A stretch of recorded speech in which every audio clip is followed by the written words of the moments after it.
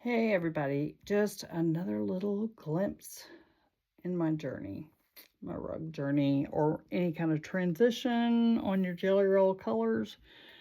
There's several ways to do it. You can do it, where's my fabric? Well, I thought I had some. Okay, I'll just use batting as an example. Okay, so if you sew your seams end to end like this, right, straight across, when you open it up, you're going to have a straight across transition and you're going to see it.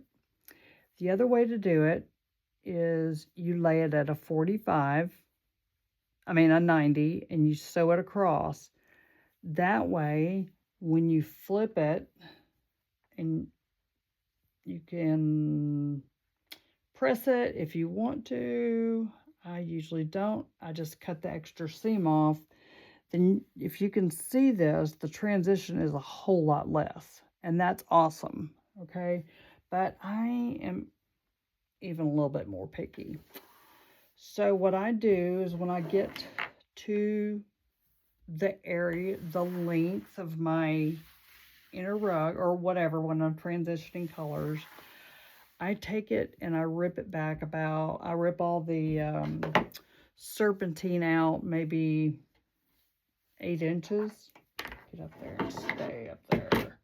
Then, it's hard to explain. I decide what angle. I don't know if it's 45 or, I don't know. So I want to make sure that my edges are lined up for real. Okay. And not everybody is good at top stitching, and that's okay because it took me a while. But this is the way I do it because I like less of a transition. So I'm still using my green thread. And I do this as close to the edge as I possibly can. So go front, back, and we'll lock that stitch in.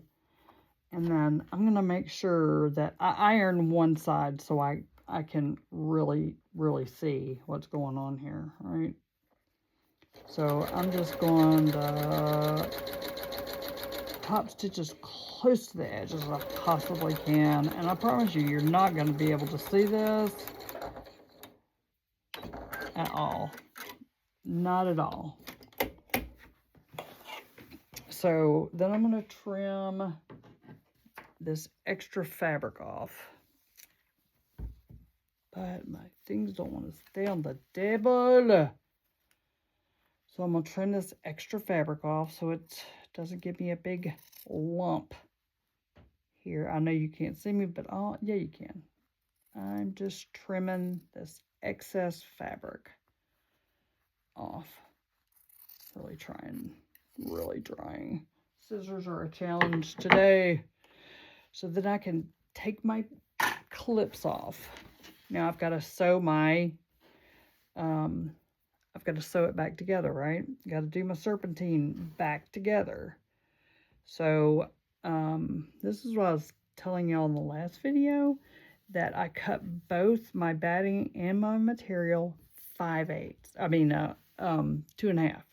So when they meet in the middle, I butt up both of my batting in the middle, because even though you see fabric right here, when you fold it over like that and you serpentine it, it's going to be just fine. It's going to be just fine. So I got to get all this serpentined back together. A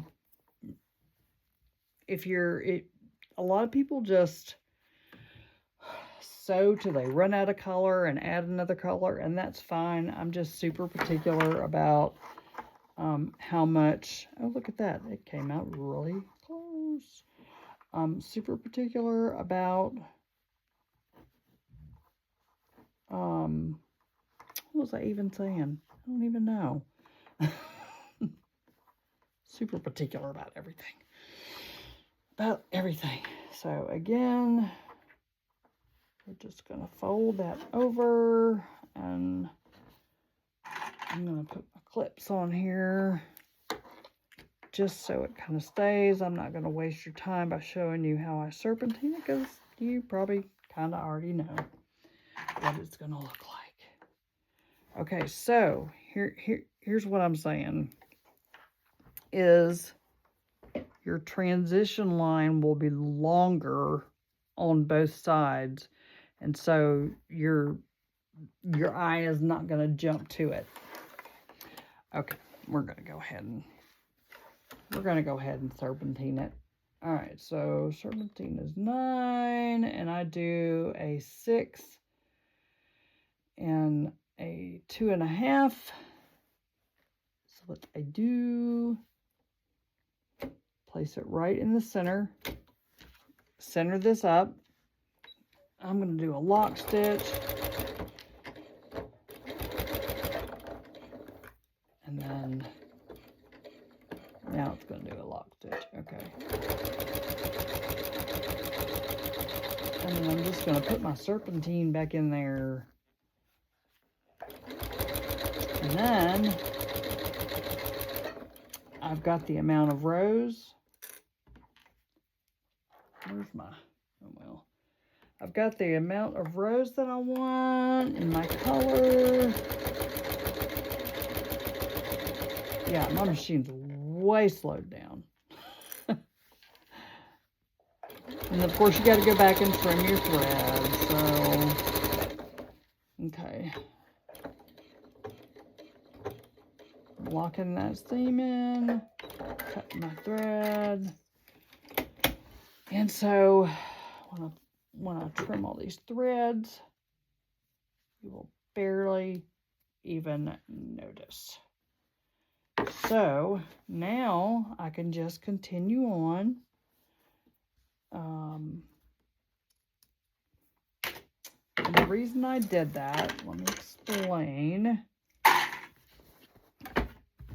So this is the center of my rug, okay? And right here is my center line. Is it actually? 1, 2, 3, 4, 5, 6, 7. Okay, right here's my center line, and I wanted it to transition, if you can see right there. It's just not as harsh of a line.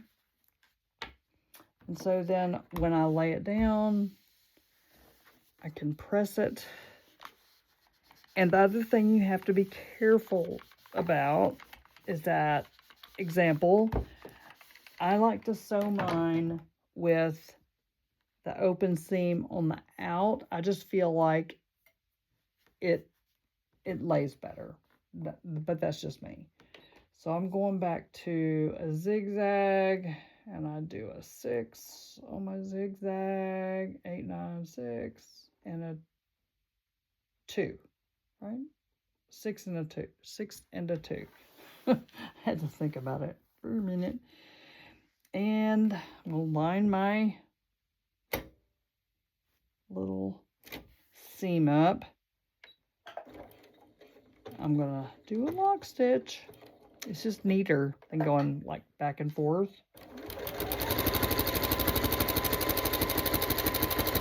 So see, now I've actually got all my